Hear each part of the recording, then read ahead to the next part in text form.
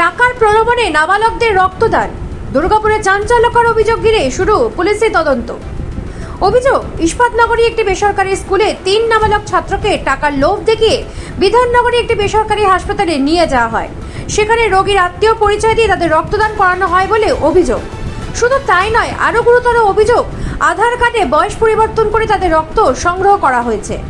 ঘটনার পিছনে ওই স্কুলের এক প্রাক্তন ছাত্রের নাম উঠে এসছে বলে অভিযোগ। সে বর্তমানে ভিরিঙ্গি টিএন উচ্চ বিদ্যালয়ের ছাত্র। এই ঘটনার পিছনে কোনো বড় দালাল বা এজেন্ট চক্র রয়েছে কিনা তা খতিয়ে দেখছে পুলিশ। স্কুল থেকে তার প্রিন্সিপাল কমপ্লেন করেছে, কি বলবেন এই বিষয়ে? একটা অভিযোগ আমরা পেয়েছি, আমরা ওটাকে ইনকোয়ারি করে দেখছি কি ব্যাপারটা। ঘটনা বলতে আমি জানতে পারি শুক্রবার দিন দেবপ্রিয় চক্রবর্তী বলে আমাদের বহু বছর আগে পড়াশুনো করতো স্কুলে। এই বাচ্চাটি আমাদের স্কুলের বিভিন্ন গরিব বাচ্চা, এই স্কুলে কিছু কিছু গরিব বাচ্চা পড়ে, গরিব বাচ্চাদের টাকার প্রলোভন দেখিয়ে ব্লাড ডোনেট করাতে উদ্বুদ্ধ করছে। এবং এই বাচ্চাদের মধ্যে এমনও কিছু বাচ্চা আছে যার বাবা মা খুবই দুস্থ, মানে মারা হয়তো বাড়িতে রান্না করে বাচ্চাকে কষ্ট করে পড়াচ্ছে। সেই সব বাচ্চাকে ও কী করছে, স্কুল থেকে বেরিয়ে গিয়ে একটা মেন রোড আছে এখানে শিবাজি, ওই জায়গায় ধরে ওদের ব্রেন ওয়াশ করাচ্ছে, করে ব্লাড দিতে যাচ্ছে। এবার আমার কথা হচ্ছে, যে হসপিটালেই যাক না কারো, তারা তো একবার জানতে চাইবে যে আপনাদের বয়স কত বা তোমাদের বয়স কত, কারণ বাচ্চাদেরকে দেখেই মনে হচ্ছে তারা আন্ডার এজ, সব 13 বছর, 14 বছর, 15 বছর। ঘটনার সামনে আসতেই কড়া পদক্ষেপে হুঁশিয়ারি দিয়েছেন মন্ত্রী অগ্নিমিত্রা পল।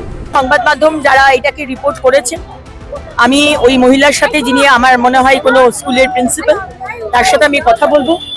এবং আমার জেলার মধ্যে যদি এরকম ধরনের ঘটনা ঘটে, এটা অত্যন্ত ভয়ানক। 13 বছর, 14 বছর, 15 বছরের ছেলে মেয়েদের কাছ থেকে রক্ত নিয়ে তাদেরকে 300 টাকা দেওয়া হচ্ছে, আর যে নিয়ে আসছে তাকে 1000 টাকা দেওয়া হচ্ছে।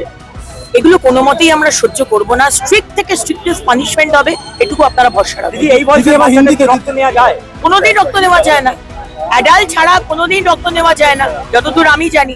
এবং অ্যাডাল্ট হলেও তার কি অসুখ বিসুখ আছে সেটা দেখে তারপরেই রক্ত দেওয়া যায়। আমার ডায়াবেটিস আছে, আমি কাউকে রক্ত দিতে পারবো না, সুতরাং এগুলো দেখে দেওয়া যায়। ছোটবেলায় কোনো বাচ্চাকেই রক্ত এরকম ভাবে নেওয়া যায় না।